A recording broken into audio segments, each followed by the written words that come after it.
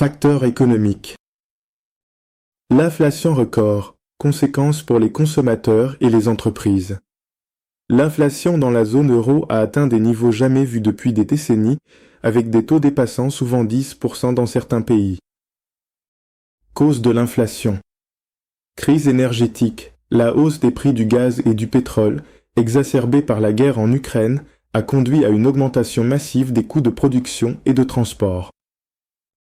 Perturbation des chaînes d'approvisionnement. Les blocages logistiques mondiaux, initiés par la pandémie de Covid-19, continuent d'alimenter la pénurie de biens essentiels. Augmentation des coûts alimentaires. La flambée des prix des matières premières agricoles a impacté directement le panier des ménages. Conséquences pour les consommateurs. Érosion du pouvoir d'achat, les ménages doivent allouer une part croissante de leurs revenus aux biens essentiels, réduisant leurs dépenses discrétionnaires.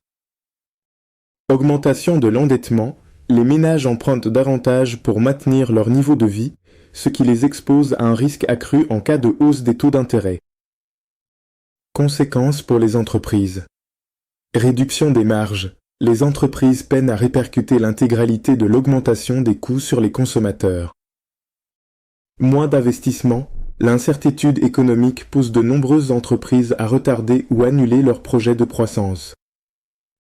Hausse des taux d'intérêt, impact sur la dette souveraine et les prêts bancaires. Pour lutter contre l'inflation, la Banque centrale européenne, BCE, a relevé ses taux d'intérêt, un phénomène qui a des répercussions profondes.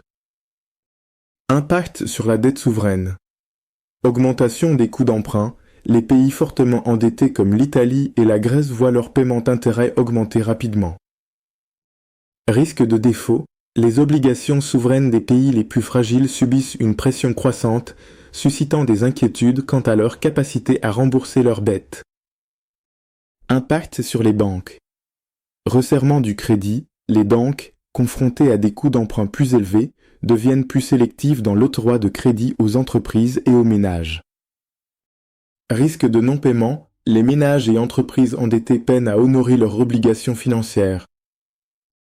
Croissance économique ralentie dans la zone euro.